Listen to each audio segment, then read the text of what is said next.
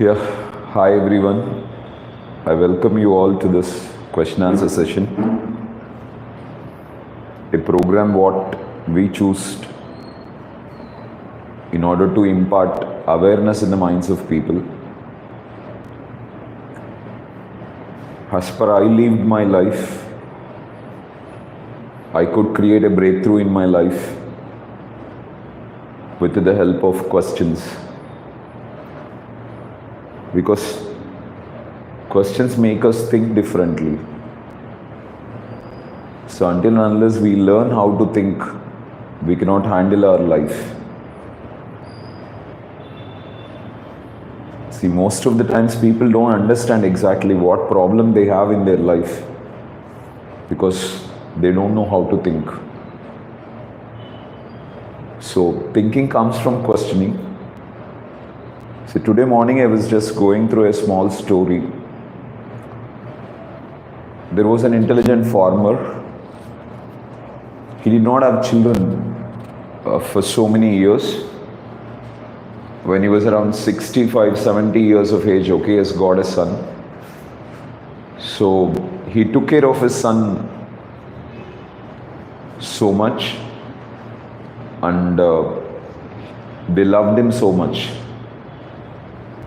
So after some days, he was working in the field and one of the servant maids came and said that, okay, your son caught up with cholera. It's a bit serious. You need to come and address it. So he immediately rushed home. He spent a lot of money and did what all he could, okay, in order to cure him. But somehow he died. But the farmer did not cry at all. So he did all the funerals, and once the work was over, so he went to the field and started working in the fields. So next day, his wife was so anxious, or I can say anxious may not be a right word, irritated. She started expressing that, okay, you don't have love towards the son at all. We are really struggling a lot for his demise. But what is that? You don't have any kind of issue within you. So then the farmer happened to narrate one incident to his wife. He said that, last night I had a dream. In that dream, I had 7 sons. All of them were handsome, intelligent, full of character, disciplined, educated, and very intelligent and wonderful.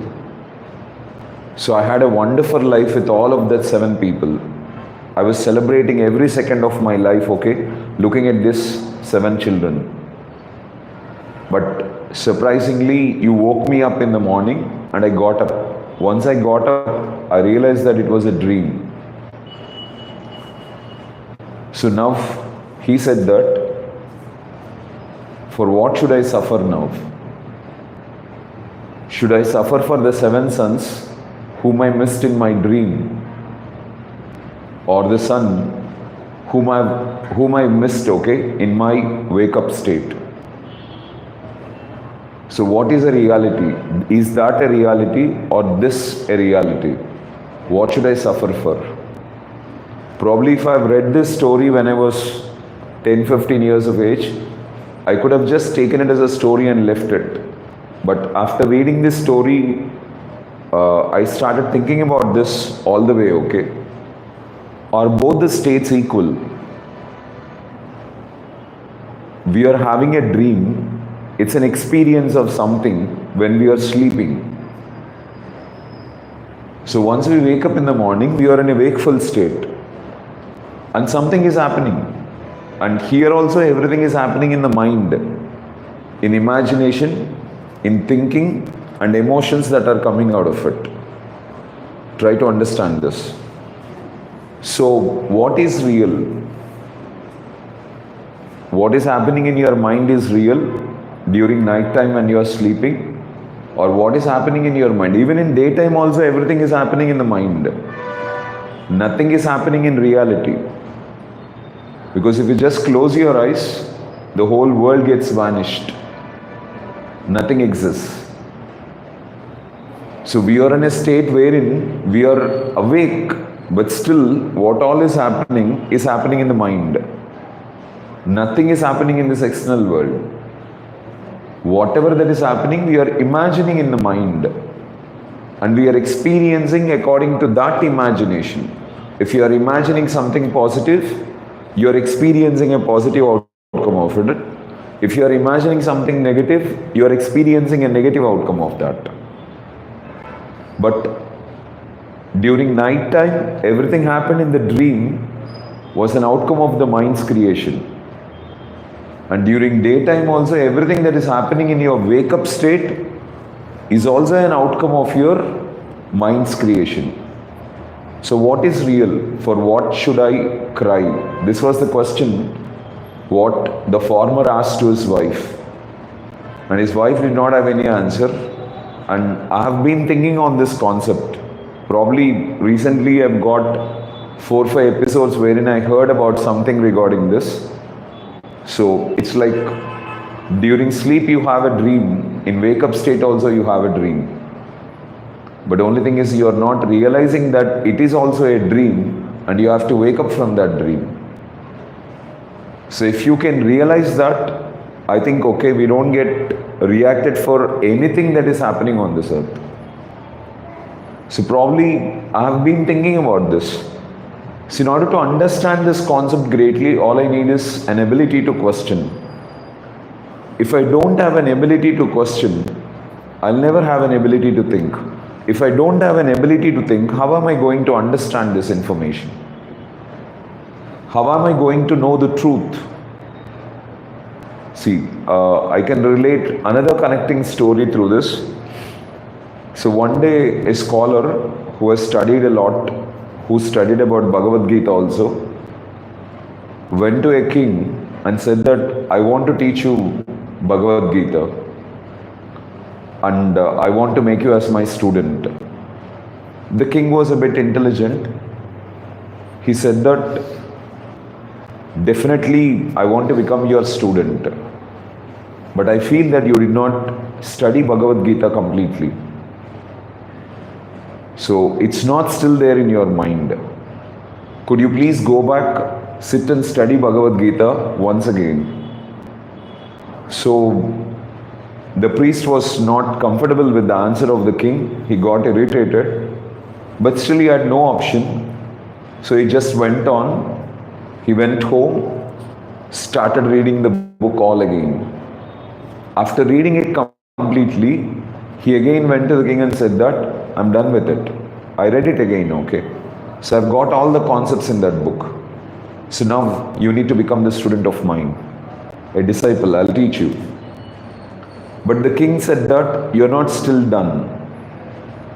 Because the king believes that if you really read Bhagavad Gita and if you have understood the essence of it, so you will not be thinking about image, status, money, okay, position, all these things.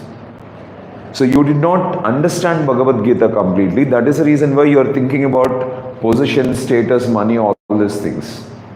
So you're not knowing the reality still. So then this time the priest got irritated. He went home again, closed the door and started studying the book very seriously. So after studying, he really understood the content and he left everything, okay. He was not serious about anything in the external world. He was totally focused towards his internal wisdom, his experience of living. And he did not even think about, okay, the king and the teachings, what he wanted to give to the king. So he forgot this issue completely. And he was just working with Bhagavad Gita all the way from morning to night, okay, staying indoors.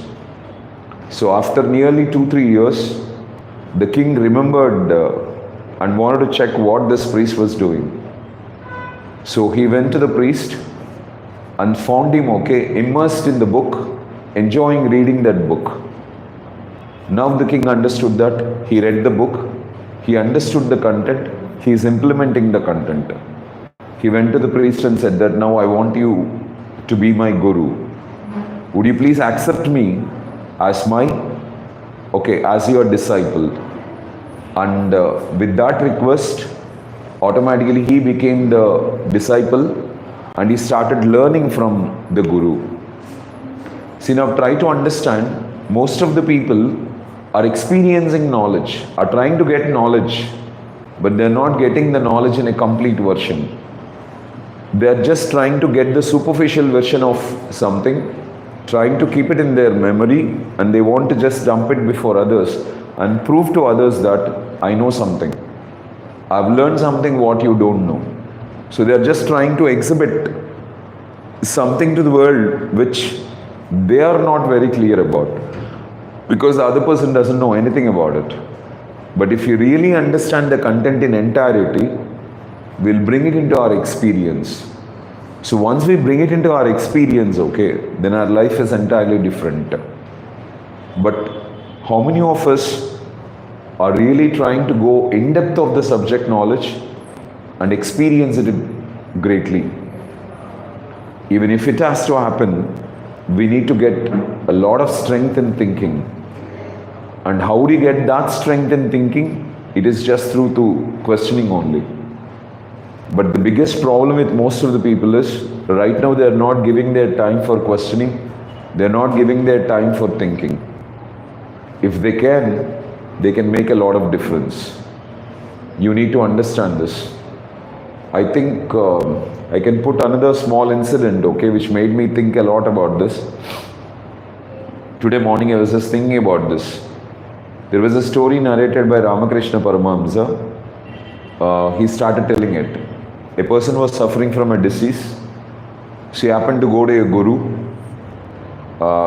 he happened to go to a doctor and asked for medicine.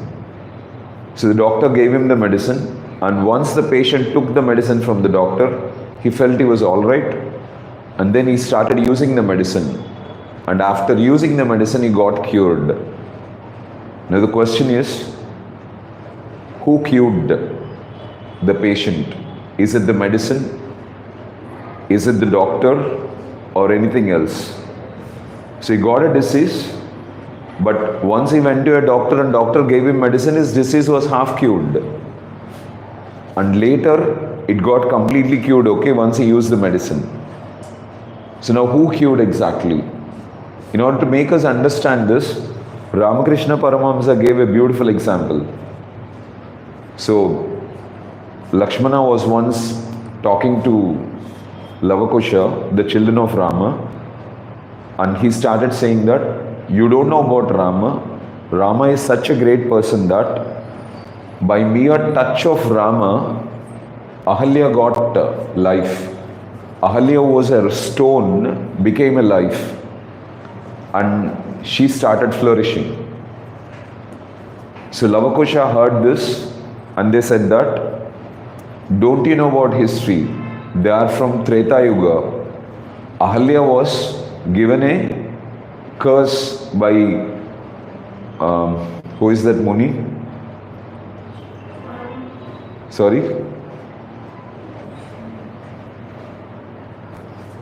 I'm not getting the name of that Muni, okay? He was given a curse by that Muni, and he said that in the next generation, Rama will come to you, and by the time Rama comes to you, you will come into normal human form. So it is not because of Rama, but it is because of the boon what he has given. Okay, she came into life. Now, what exactly brought Ahalya into life? Is it the boon given by his husband or the presence of Rama? Now this becomes a question mark. So in most of the content, if you really understand everything, okay, that is going to make a difference. So today morning, my wife came and started complaining something. I just told her only two statements. First statement, you can never solve your problems until and unless you learn to think. ఆలోచించడం రానంత వరకు నువ్వు ఏ సమస్యని solve చేసుకోలేవు. First point. And second thing what I said it's, and you will never try to understand until you are filled with ego. అహంతో ఉన్నంత వరకు అర్థం చేసుకోవడానికి ఎప్పటికీ ట్రై చేయవు. So I just said this 2 statements and left. And all the problems in this world will just vanish away in a jiffy if we develop the ability to think. And in order to develop that ability to think, okay, we have to drop our ego and we need to understand that we are a very normal human being knowing nothing. Then our mind becomes ready for gaining knowledge. And once our mind is ready for gaining knowledge, okay, you can learn a lot of things on this earth. But the only problem with most of the people is they think that they know everything, and with that egoistic state, they never try to learn anything from anyone, and they don't develop an ability to think. And in the process, they keep suffering, they keep suffering, they keep suffering.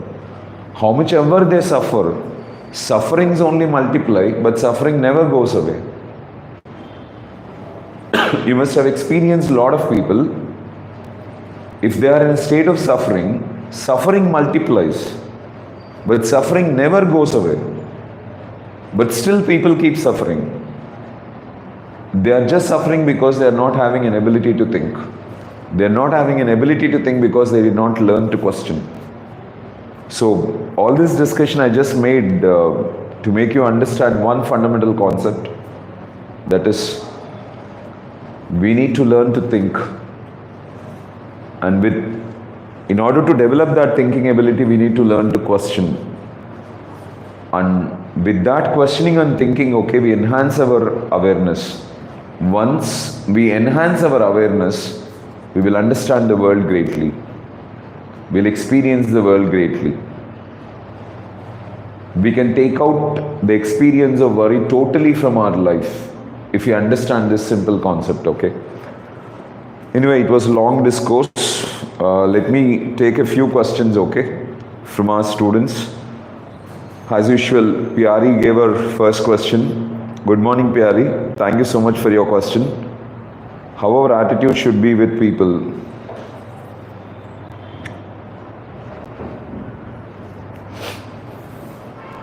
See, like Gautama Buddha said, you are the universe expressing itself for a while, okay? ఆ విశ్వమే నువ్వుగా ఈ భూమి మీద తిరుగుతుంది. So the only problem is why our attitude, when you ask this question, Pyari, how our attitude should be with people, so it's like only one thing, okay? You're not including certain people into your list or into your what I can say, intellect. Whomever you don't include into your list, okay, will be the trouble creators for you. So the first thing you need to develop is you have to include everyone into your list. So probably a person who is a terrorist, he does not include certain people into his own. He considers only these people are mine, the other people are not mine. Once you consider the other people are not mine, you automatically develop hatred and you start creating all the disturbances in the other person's life. But when we are the universe expressing itself for a while, we must include everything that is existing on this universe to be ours. And that is the reason why in Hindu tradition, when we are beginning to learn, or aksharabhyasa antam Telugulo, when we are beginning to do that, so the first thing what the guru teaches a child is this: aham brahmasmi. So I am a part of this universe. ఈ విశ్వమంతా నేనే నిండి ఉన్నాను, నేను అనంతం. So when you are a part of this entire universe, you have to include everything that is existing on this universe to be yours. When you include everything existing on this universe to be yours, okay, then you will not have any issue with anyone. But you are not including everyone existing on this universe to be yours. You are deleting someone from your existence. You consider that this fellow is not in my world, this fellow is not in my world, this fellow is not in my world. When you are not taking certain people into your world, automatically you are developing hatred towards them. In the process, you are suffering. So just include everyone to be yours, consider everyone to be yours, and you have to travel with everyone on this earth. So once you consider everyone to be yours and you have to travel with everyone on this earth, okay, then slowly you will think about solutions. Every time you have a problem, you are just excluding certain things. See, for example, I don't like bitter gourd, excluding it from our list. I don't like non-vegetarian food, excluding it from our list. I don't like a lion, tiger, excluding it from our list. So once we exclude it, you have fear towards it. You have a kind of disturbing attitude, irritation, anger, worry. Every time you get in touch with them, every time you think about them, you create a lot of problems for yourself. Can I take it on the other side, okay? So once you include everyone into your list, once you include that everyone is a part of your universe, everyone is in your universe, then automatically what happens is, when you are inclusive, when you put everyone into your picture, automatically you never think about doing harm to anyone.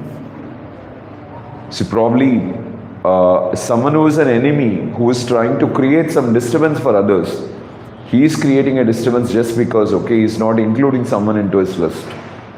So your attitude towards someone is negative just because you are not including that particular person in your world. So when you don't include certain person in your world, you think of deleting them from your world. You think of keeping away from your world, okay? You face this problem. And the other thing is like this. How this life goes is like this. We like certain things, or we love certain things. Whatever we love will go away from us at a very high pace. Try to understand this. There are certain things we love, and whatever we love will go away from us at a very high pace. We can't catch it. And there are certain things we hate, we don't like. So we want to keep away from these things, okay? We are hating this and we want to keep away from these things, and they keep chasing us. They try to get into our life so much. They'll be entering into our life so much. So you're not including certain things. You want to include this, but that runs away. You don't want to include this in your world, okay? That is the reason why, okay, it is getting into your world very often. So now you can experience life in this matter. Wherever you go, there are some things you like, there are certain things you don't like. Whatever you are liking, okay, will run away from you very fast. And whatever you don't like in your life will be entering into your life every often, very frequently. It will be chasing you, it will be after you. It will be trying to reach you every minute. And this causes the biggest disturbance. As you love something and it is running away from you, you cry. As you hate something, it is entering into your life very often, you cry. And suffering never leaves you. But if you are identified with everything on this universe as yours, as you in another form, whether it is an ant, whether it is a piece of dirt, or whether it is a tree, plant, fruit, whatever it is, okay? If you are identified with everything in this universe as yours, then automatically you become inclusive. So once you become inclusive, what happens is, you never look upon anyone. You never look at somebody as great. As you don't look up at somebody as great, you don't love everyone. Sorry. As you don't look upon someone, you never love them and you never want them in your life. You consider everything to be equal. Never look down on anyone. Look down on anything. When you never look down or look down on people or anything, automatically you don't neglect it. So you don't hate anything. For you, everything will be love. And everything will be inclusive. If you can consider everything into your life, absolutely, it's a wonderful life. So let's say we include a rose plant into our lives, but we don't include a thorny plant, Kampachettu lantidi unnindi ankondi. We don't include that. We exclude it. So we don't consider that it's a part of our life. And that is the reason why every time we see a thorny plant, okay, we get irritated towards it. But every time we see a rose plant, okay, we get very comfortable about it.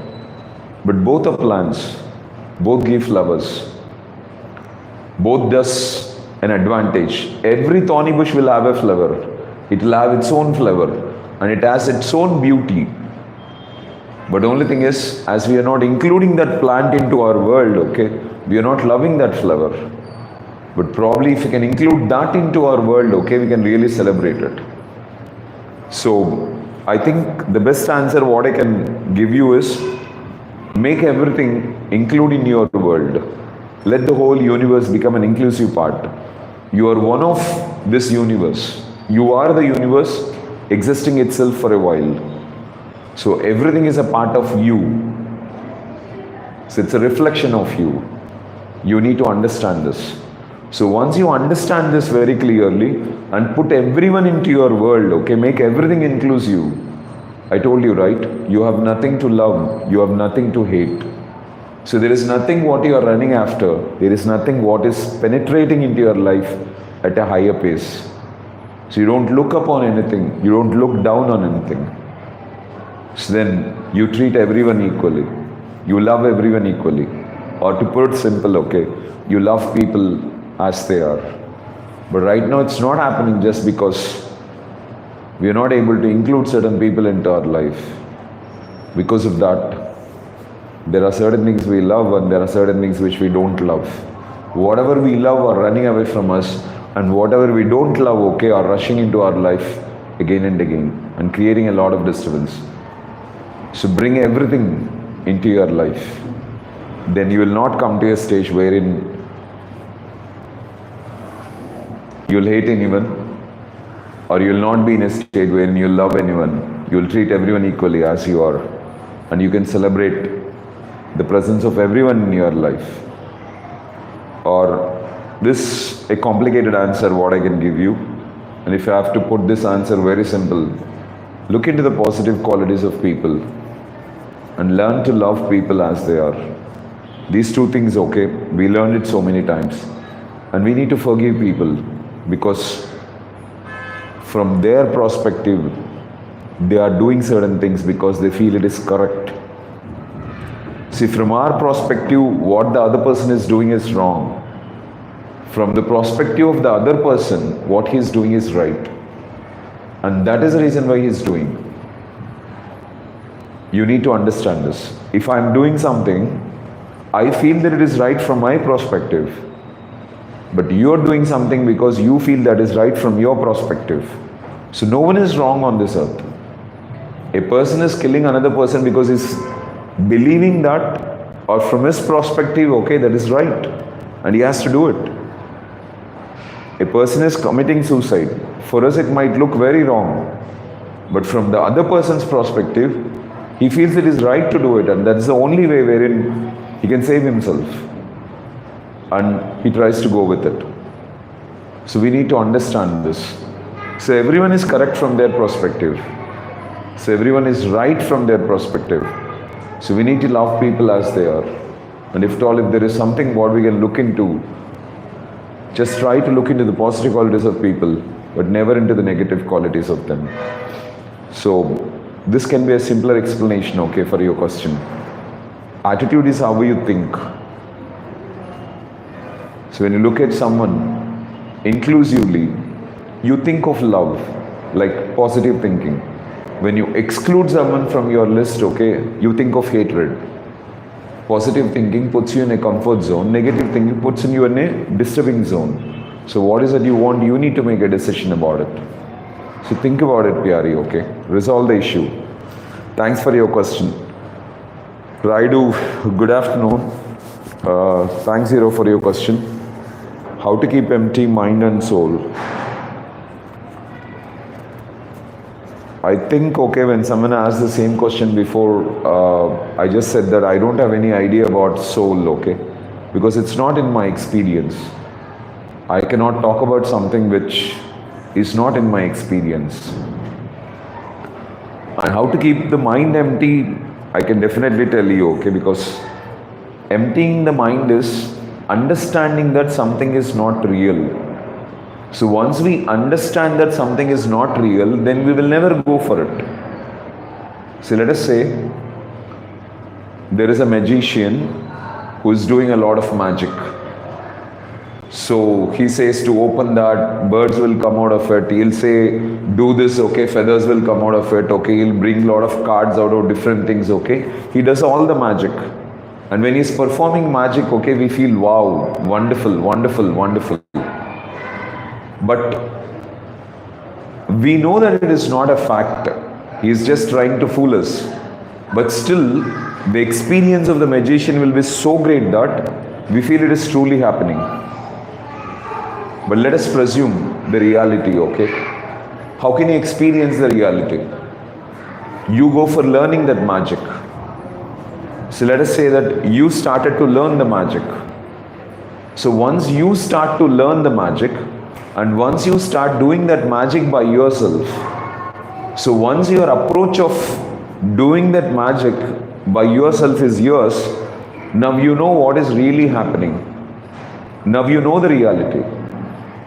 So once you know the reality completely, because you have learned how to perform that magic, you know when the other person is doing, how he is tricking you, how he is playing a prank on you, what is really making you feel that that is real, because you experienced it.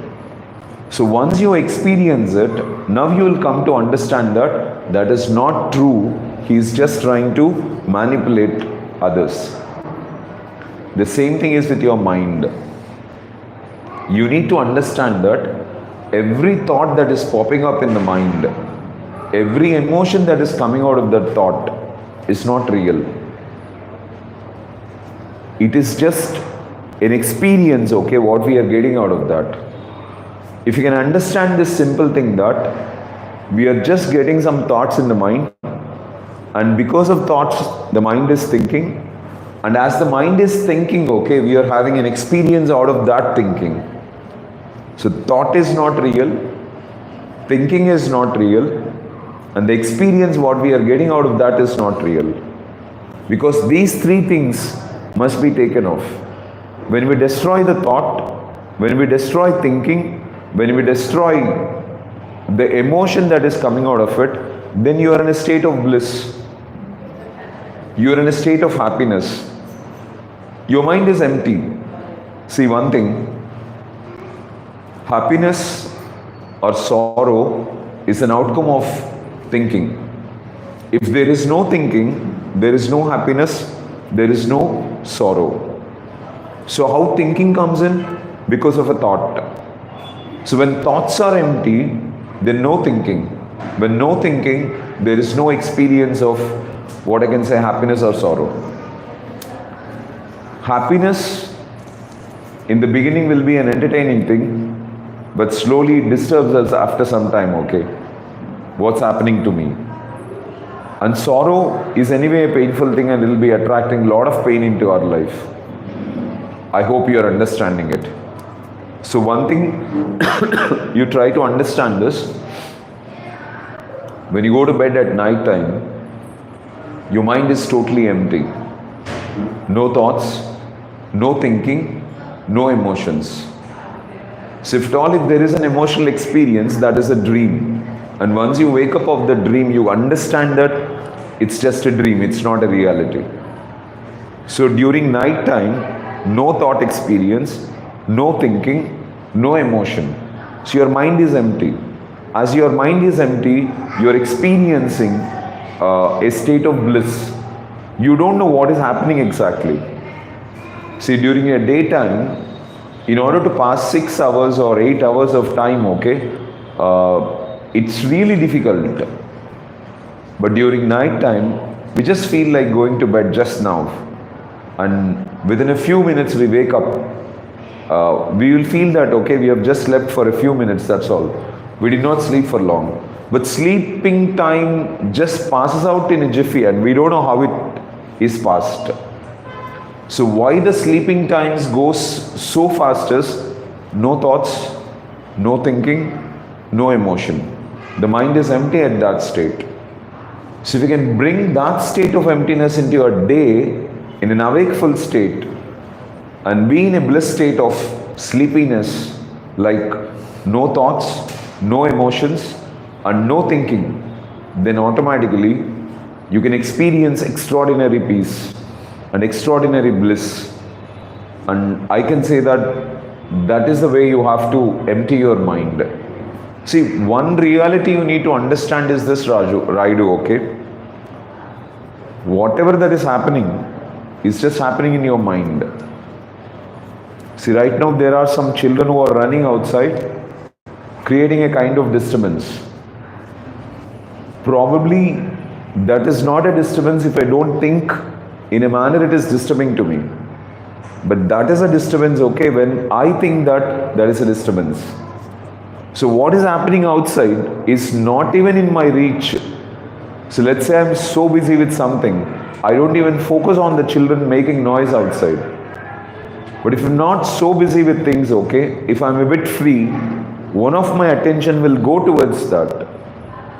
And in the process of going towards it, okay, how do I think about it?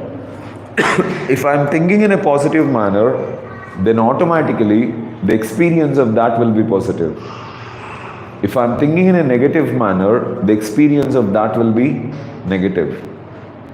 So if there is no thought, no thinking, no emotion, you need to understand this. So all we need to do is this.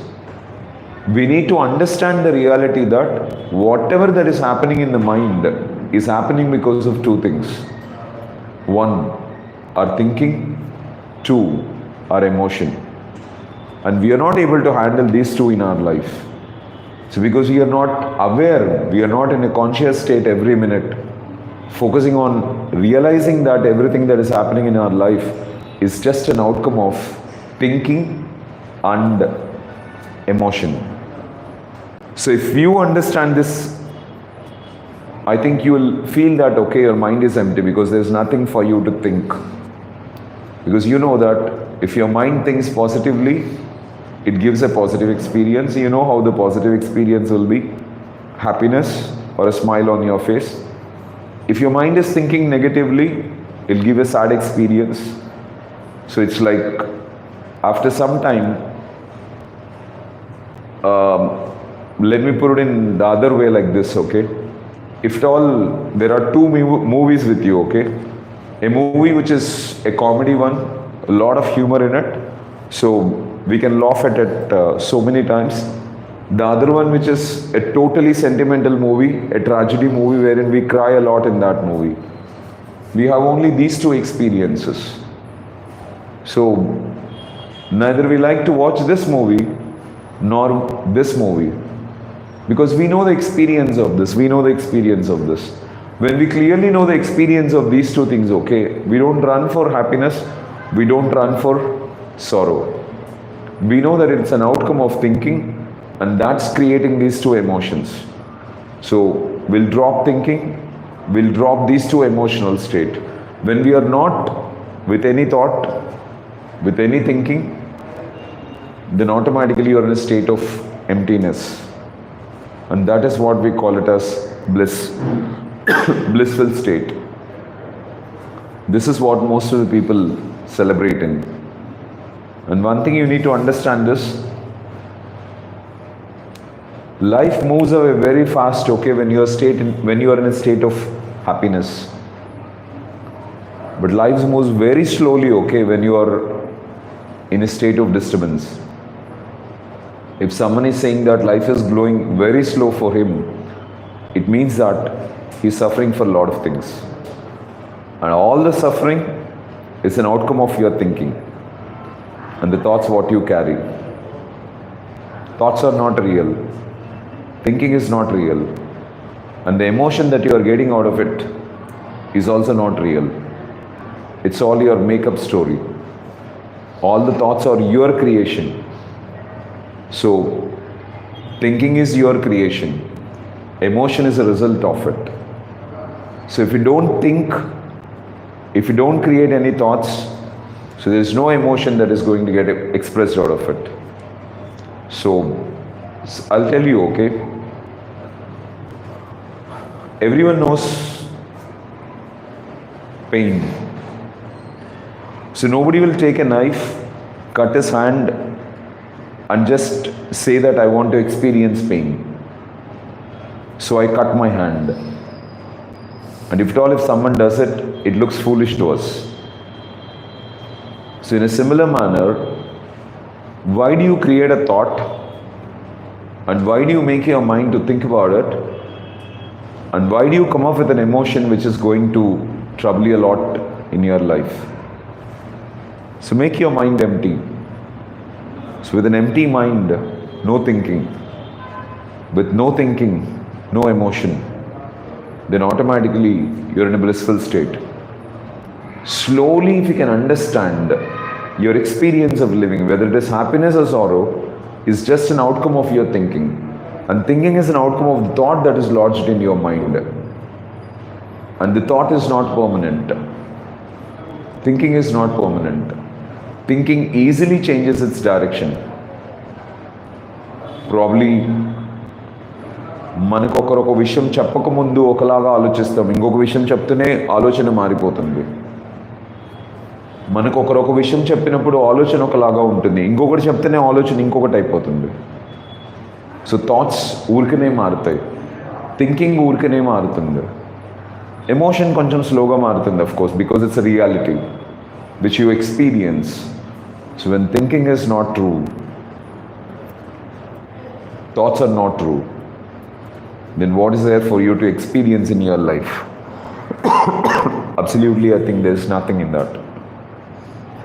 So to keep your mind empty, slowly observe your thoughts, observe your thinking, and understand the reality that they are not real.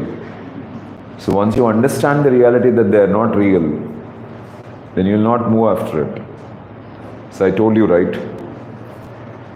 So when you're in sleep, if you get a dream, and if it is not a good dream, then automatically you just come out of that dream, wake up, and feel yourself comfortable. In a similar manner, during the daytime also, if you realize that what is happening in your mind is just like a dream, and you just need to wake up from that, I think you'll keep your mind empty and put yourself in a comfortable zone. Okay? Thank you, Raidu, for your question, and I hope my explanation reached you and it will be of help for you. Any questions from your side? Yeah, done, right? Thank you, friends. Thank you so much. Just to add on, okay? Learn to know the reality. Life is truly a beautiful journey when you know the reality, the truth. And in experiencing that, you will experience life in a greater extent. I'm telling it out of an experience. Develop your awareness and enhance your things, okay? Thank you. Thank you so much.